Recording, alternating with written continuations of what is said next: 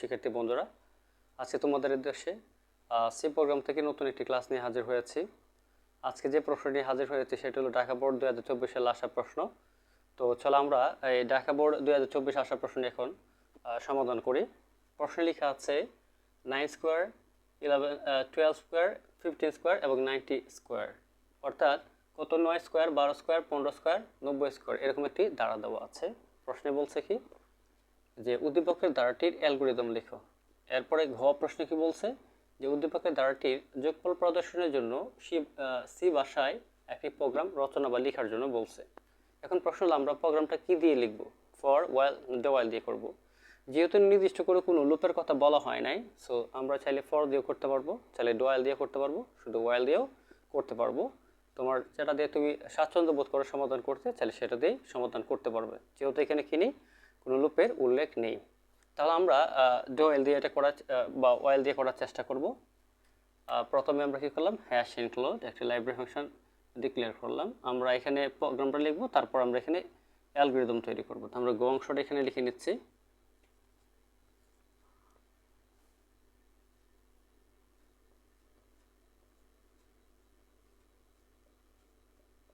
Dot H hash include stdio standard ID input ও the output, এই দিল header file. তাহলে আমরা যে প্রোগ্রামটা বানাবো সেই জন্য যে আমরা লাইব্রেরি ফাংশন উপর ডিক্লেয়ার করেছি বা ইউজার ডিফাইন যে লিখেছি, সেটা দিয়ে বোঝানো হচ্ছে যে শুধু আমরা কি করতে পারবো, যে প্রোগ্রামটা রচনা করবো সেখানে ইনপুট দিতে পারবো আর আউটপুট দেখতে পারবো। এটা দিয়ে কোনো প্রোগ্রাম, এই প্রোগ্রাম দিয়ে কোনো ডিভাইস চালানো যাবে না, অথবা কোনো যন্ত্রকে এটা দিয়ে করা যাবে না। এরপরে কি আছে আমাদের, এরপর আমরা একটা ফাংশন ডিক্লেয়ার করলাম, মেইন ফাংশন। এরপর আমরা সেকেন্ড ব্রেকেট দিয়ে কী করলাম, প্রোগ্রাম শুরু করলাম। সি প্রোগ্রামের প্রোগ্রাম শুরু হয় কি দিয়ে, সেকেন্ড ব্রেকেট দিয়ে। আর ফাংশন শুরু হয় কি দিয়ে, মেইন দিয়ে ফাংশন শুরু হয়। এখন আমরা যে কাউন্টার ডিক্লেয়ার করবো, কাউন্টারটা ডিক্লেয়ার করার আগে আমাদের ধারাটা দেখতে হবে যে ধারাটা আসলে কিসে দেওয়া আছে, ইন্টিজার টাইপের আছে না ফ্লোট টাইপের আছে। দেখা যাচ্ছে যে ডেসিমাল টাইপের অর্থাৎ পূর্ণ সংখ্যা দেওয়া আছে, তার মানে আমরা ইন্টিজার টাইপের একটি কাউন্টার ডিক্লেয়ার করলাম, INT। এরপরে আমাদের দেখতে হবে যে আসলে এখানে যে ধারাটি দেওয়া আছে এর জন্য কি কি ভেরিয়েবল আমাদের লাগবে, সেগুলো আমাদের ডিক্লেয়ার করতে হবে।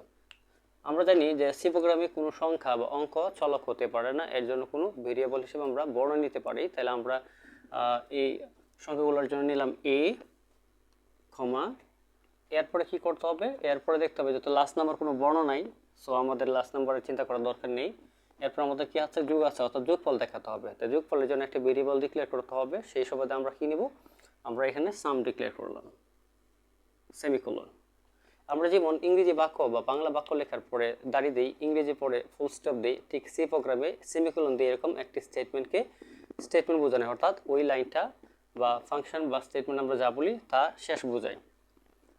এখন আমাদের কি আছে, আমরা একটা কি আছে, লাস্ট নাম্বার যেহেতু সংখ্যা দেওয়া আছে, তাহলে আমাদের কি লাগবে না, ইনপুট হিসাবে স্ক্যানএফ অথবা প্রিন্টএফ আমাদের কোনোটাই ফাংশন ডিক্লেয়ার করতে হবে না, যেহেতু লাস্ট নাম্বার কি দেওয়া আছে, সংখ্যা দেওয়া আছে। যদি কোনো বর্ণ থাকতো তাহলে আমাদের কি করতে হতো, এখানে প্রিন্টএফ এবং স্ক্যানএফ দুইটি ফাংশন কি করতে হতো, ডিক্লেয়ার করতে হতো। যেহেতু আমাদের লাস্ট নাম্বার সংখ্যা দেওয়া আছে সেহেতু আমাদের ডিক্লেয়ার করার প্রয়োজন নেই, আমরা সরাসরি কাজ শুরু করে দেবো এখন। আচ্ছা, এটা কি সংখ্যাটি কি দ্বারাটি কি আছে, যোগ না গুণ? অবশ্যই যোগ দেওয়া আছে। যোগের ক্ষেত্রে সামের ভ্যালু কি হবে, 0 হবে, আর গুণের বেলায় 1 হবে। তাহলে যেহেতু আমাদের যোগ দেওয়া আছে আমরা সাম ডিক্লেয়ার করলাম, সাম ইকুয়াল 0 সেমিকোলন। আমাদের ইনিশিয়ালাইজেশন কি আছে, অর্থাৎ শুরুতে কি দেওয়া আছে, 9 দেওয়া আছে। এখন প্রশ্ন অঙ্কটিকে আমরা বেজ দিয়ে করব না পাওয়ার দিয়ে করব? যেহেতু আমাদের বেজ ভিন্ন, পাওয়ার একরকম সব, সেহেতু আমরা কি করব, অঙ্কটিকে বেজ দিয়ে করব। যদি বেজ একরকম হয়ে যেত আর পাওয়ার ভিন্ন হতো তাহলে সেটাকে আমরা কি করতাম, আমরা পাওয়ার দিয়ে অঙ্কটি সমাধান করার চেষ্টা করতাম। এখন আমরা কি দিয়ে করব, এখন আমরা বেজ দিয়ে করব।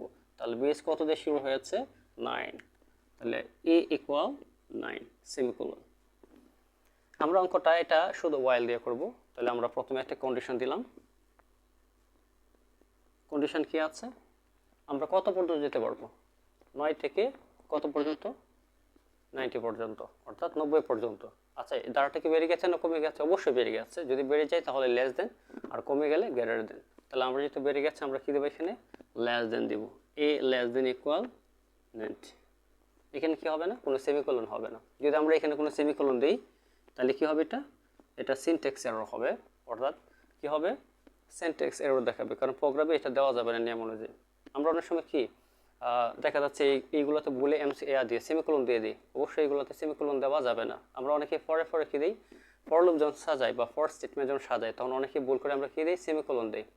আমরা অনেক সময় নেশাগ্রস্ত লোক দেখেছি, নেশাগ্রস্ত লোকে এক সময় দেখবেন যে আপনি পাশে থাকলে আপনাকে ভাই রাখছে, বন্ধু রাখছে, এরপরে খালু রাখছে, মামা রাখছে, তার মানে একজন ব্যক্তির মুখ দিয়ে এক এক সময় একই ধরনের কথা বের হচ্ছে। ঠিক আমরা যদি ফর স্টেটমেন্টের পরে সেমিকোলন দেই বা যে প্রোগ্রাম অনুযায়ী যেখানে সেমিকোলন দেওয়ার কথা নেই সেই সব জায়গাতে সেমিকোলন দেই, তাহলে আমাদের প্রোগ্রাম রান হবে কিন্তু উত্তর ভুল দেখাবে, অর্থাৎ এক এক সময় একই ধরনের উত্তর দেখাবে। যেমন নেশাগ্রস্ত লোকের মতো এক এক সময় একই ধরনের ডাকা শোনা যায় যেরকম, ঠিক এরকম। আচ্ছা যাক, আমরা ওই দিকে যাবো না, এখন আমরা এটা সলভ করি। আমরা সেকেন্ড ব্রেকেট দিয়ে কী করবো, হোয়াইল ফাংশন শুরু করব।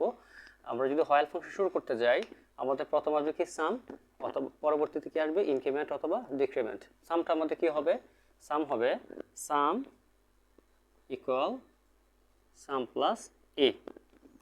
আমরা এ লেখার পরে আমাদের দেখতে হবে যে পাওয়ার কত আছে, যেহেতু পাওয়ার 2 আছে তাহলে আমরা কি করব, আরেকটা এ বসিয়ে দেব, তাহলে এ স্টার এ এর সমান কি লেখা যাবে, এ স্কোয়ার। আমরা যদি এর মান এখানে কত ধরেছি, ডিক্লেয়ার করেছি 9, তা আমি আসলে যে 9 বসাই তাহলে কি দাঁড়াচ্ছে 9 স্কোয়ার, তার মানে আমি প্রথম অংশটা পেয়ে যাচ্ছি। তার মানে কি দেখা যাচ্ছে যে কোথাও যদি সি প্রোগ্রামে স্কোয়ার থাকে তাহলে এই স্কোয়ারটাকে আমরা যে চলকের মধ্যে সংখ্যাটাকে ডিক্লেয়ার করব, অর্থাৎ এই 9 এর জন্য যে ভেরিয়েবলটা আমরা ডিক্লেয়ার করেছি সেটা ততবার লিখে দেব স্টার দিয়ে। 3 থাকলে 3 বার, 4 থাকলে 4 বার, আমরা ওই ভেরিয়েবলটাকে কি করব, স্টার দিয়ে লিখে দেব, অথবা পাও দিয়ে লিখতে পারবো, তা পাবে আমি চাচ্ছি না, স্টার দিয়ে শুরু দেখাচ্ছি। এরপর আমাদের কি আছে, ইনক্রিমেন্ট কি আছে, এখান থেকে 3, এখান থেকে 3, তার মানে কত করে ইনক্রিমেন্ট হয়েছে, প্রতি ক্ষেত্রে 3 করে ইনক্রিমেন্ট হয়েছে।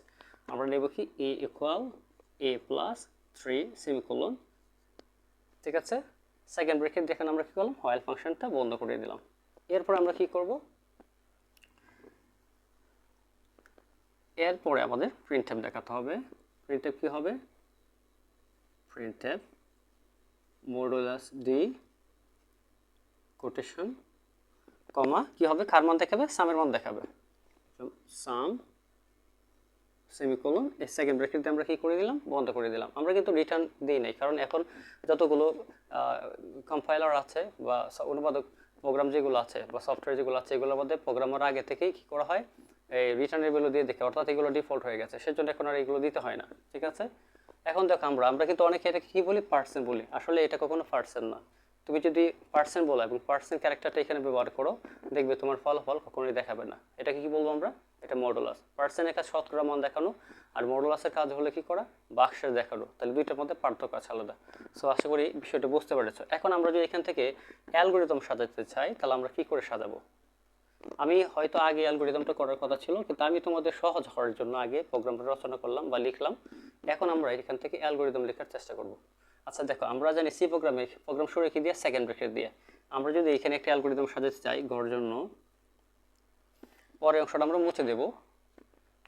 আচ্ছা আমরা উপর থেকে স্টার্ট করি, তাহলে আমরা এখন গ অংশের জন্য অ্যালগরিদম সাজাবো, তাহলে আমাদের সহজ হবে উপর থেকে। এই যে গড় অংশ আমরা শুরু করলাম, যেটা অ্যালগরিদম বলছে দা কি লিখবো আমরা, শুরু অথবা স্টার্ট, যদি ইংলিশে লেখো স্টার্ট, বাংলায় হলে শুরু লিখবা, ঠিক আছে। এখন আমরা কি করব, এখানে এখন আমাদের কাজ হলো সেকেন্ড ব্র্যাকেট মানে শুরু, এরপর আমরা সবসময় লাভ দিয়ে পরের অংশ দেবো যে কী দেওয়া আছে আমাদের এখানে, ইনপুট হিসাবে কী থাকতে পারে, ঠিক আছে। ইনপুট হিসাবে যা থাকবে তা আমাদের লিখতে হবে, যেহেতু এখানে কোনো ইনপুট নাই, কারণ মান আগে থেকে দেওয়া ছিল, লাস্ট নাম্বার ছিল সংখ্যা, সেক্ষেত্রে আমার ইনপুট দেওয়ার দরকার নাই। এখন দেখো এখানে কি সামের ভ্যালু দেওয়া আছে, এর ভ্যালু দেওয়া আছে, তাহলে কোনো কিছুর ভ্যালু দেওয়া থাকলে অবশ্যই মনে করবো এটা একটা কি প্রক্রিয়াকরণ, তাহলে আমরা সামান্তরিক থাকবো না, দাব টুতে চলে যাবো, কি শুধু এই মানগুলো আমরা এই অংশটুকু দেখাবো, তাহলে দাব 2 কি আছে, সামের মান 0 দেওয়া আছে, সাম equal 0 comma A equal to কত 9। এরপরে দেখো হোয়াইল দিয়ে শর্ত দেওয়া আছে, এটা কত দাব 3 এ দেওয়া আছে, দাব 3। আমরা এই শর্ত লিখতে যাই, যদি কি হয় এই লেস দেন ইকুয়াল টু 90 অর্থাৎ 90 হয়, তবে যদি এটা সত্য হয়, কন্ডিশনটা সত্য হয় তাহলে একরকম হবে, আর মিথ্যা হলে কি হবে দেখো আমরা এখন দেখাচ্ছি। এই অংশটাকে আমরা মুছে দিই, হা না, হার মাঝে আমরা কি লিখবো, হার মাঝে লিখবো যদি এই কন্ডিশন সত্য হয় তাহলে আমরা পরের যে স্টেপটা আছে এটা থাকবে, আর না হলে তারপরের স্টেপটা দেখবো এখানে আমরা। তা হা বলতে আমরা লিখতেছি, হার অংশটা পরে আমি ব্যাখ্যা দিয়ে বোঝাচ্ছি। আমরা এখানে বসেই নাকি কি আছে হাতে, হা এখানে কত ধাপ কত আছে, 4 আছে। তা হাটা হবে তার পরের স্টেপ, তাহলে কত এখানে, এটা 4 নম্বর স্টেপ। তাহলে চাপের ধাপ কত নং যায়, 4 নঙে যায়, 4 নঙে যায়। আর পরটা হবে কি 5 নঙে যায়। তার সবসময় মনে রাখবে, তুমি যে জায়গায় বা যত নাম্বার স্টেপেই কন্ডিশন লিখো না কেন, কন্ডিশনের পরের যে হাটা হবে তার পরের ধাপ, মানে শর্তের পরের ধাপ। শর্ত 4 নম্বরে থাকে, হা হবে 5। যদি শর্ত 6 থাকে, হা হবে 7। তাহলে আমাদের শর্ত কি ছিল 3 নম্বরে, এই জন্য হা কত 6 নঙে যায়, আর নাটা হলে 5 নঙে যায়। তাহলে আমরা 4 কি লিখবো এখন, ধাপ 4। 4 আমাদের কি ছিল, 4 আমাদের ছিল sum equal to sum plus a স্টারে, sum equal sum plus a star a. এরপর কি ইনক্রিমেন্ট কি ছিল, এ ইকুয়াল এ প্লাস 3। ধাপ 5, ধাপ 5 আমাদের কি হবে, ধাপ 5 আমাদের কি দেওয়া আছে, সাম। তার মানে সামের মান চাপাই অথবা প্রদর্শন করি, যাই লিখো না কেন হবে, সমস্যা নেই। তাহলে সামের মান চাপাই অথবা প্রদর্শন করি, যাই লেখো। এরপরে কি দেওয়া ছিল আমাদের, একটা সেকেন্ড ব্রেকেট ছিল, মানে সেকেন্ড ব্রেকেট বন্ধ করা ছিল। আমরা এখন কি করবো, এটাকে পরের যে স্টেপটা আছে আমরা কি করব, ধাপ 6 শেষ। এখন দেখো আমরা এখানে লিখেছিলাম কি লিখেছিলাম, যে ধাপ 4 লিখেছিলাম হার জন্য লিখেছিলাম। তো এটা হা বলতে আমরা আসলে কি বুঝি, আমরা ছোট্ট করে একটু শর্ত লিখছি, তাহলে বুঝবো সহজে যে আমাদের এখানে কন্ডিশন কত 90। এত বড়টা লিখতে সময় লাগবে, আমরা ছোট্ট করে একটা সংখ্যা লিখছি। ধরো এখন কত দিয়ে শুরু হয়েছে, 9 দিয়ে শুরু হয়েছে। মনে করো আমি পরের সংখ্যাটা লিখলাম 15। ধরো কি করা যাবে, 15 পর্যন্ত যাওয়া যাবে। তাহলে আমি যদি সামটা লিখতে যাই কি হবে, সাম ইকুয়াল সাম প্লাস এ। আচ্ছা, সামের মান প্রথম আমরা কি ধরেছিলাম, 0 ধরেছিলাম, লিখলাম 0। এর মান কত ছিল প্রথম, 9। তাহলে 0 আর 9 যোগ করলে কত হচ্ছে, 9। আচ্ছা, আমরা আবার লিখলাম সাম ইকুয়াল সাম প্লাস এ।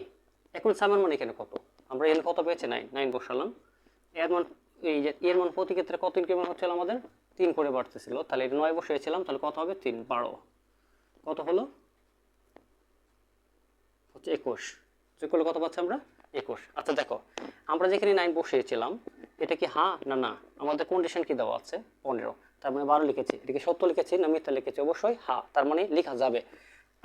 আমি আবার লিখলাম, এটা মুছে দিই আমরা। আচ্ছা, আমরা এখানে লিখি সাম ইকুয়াল সাম প্লাস এ। এখন সামের মান কত, 21 প্লাস কত ইনক্রিমেন্ট হবে 3। তাহলে 3 এর সাথে 12 সাথে 3 করলে কত, 15 হচ্ছে। 15 আর 21 কত হচ্ছে আমাদের, 34। কত, 34। আচ্ছা দেখো, এখন 34 কত পর্যন্ত যাওয়ার ক্ষমতা আছে আমার, 15 পর্যন্ত। তার মানে এখন যে আমি 15 বসেছি, তাহলে হা না না, অবশ্যই হা। এখন আমি যদি এরকম লিখতে যাই যে সাম ইকুয়াল সাম প্লাস এ। আচ্ছা, সাম কত পেয়েছি আমরা এখানে, 34 প্লাস কত ইনক্রিমেন্ট হবে, 3 ইনক্রিমেন্ট। তাহলে 15 সাথে 3 যোগ করলে কত হচ্ছে, 18।